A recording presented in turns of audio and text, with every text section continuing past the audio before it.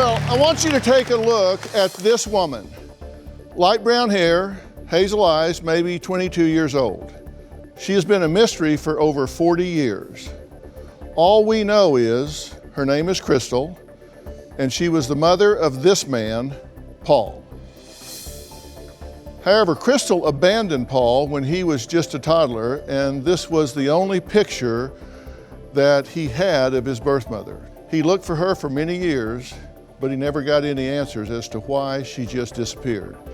Now, throughout his life, Paul dealt with abandonment issues, depression, PTSD, and finally, tragically, it all became just too much for him.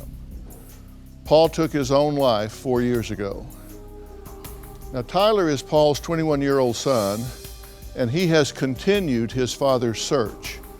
With the help of his mother, Teresa, they hope to find the answer to Paul's most desperate question. Where is Crystal, and why did she leave him?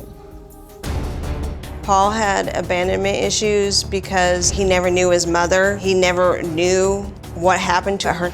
Paul was battling drugs and alcohol addiction and PTSD. Things got really bad with depression. He was always in pain 24/7. Paul was put on several different medications for his depression and his anxiety. Paul already had issues before this. Since his mother abandoned him, anybody else in his life was going to also abandon him. His mother had all these years to look for him and never did. He became even more paranoid that I was going to leave him.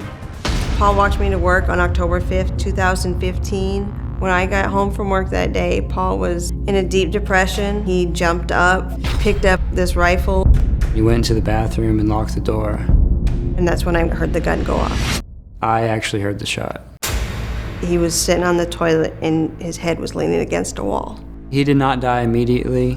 He was declared brain dead a week later. My mom made the decision to unhook him from life support. I definitely think Paul's suicide was directly linked to his abandonment issues. Paul always wondered if his life would have been different if his mother had been around. 3 years after my husband passed, my son became engaged. That's when Tyler and I decided to get serious on trying to find Paul's mom. I'm trying to find my grandmother. I know that's what my dad would have wanted me to do. We both want to fulfill Paul's wish to find Crystal and to hopefully build a relationship for Tyler.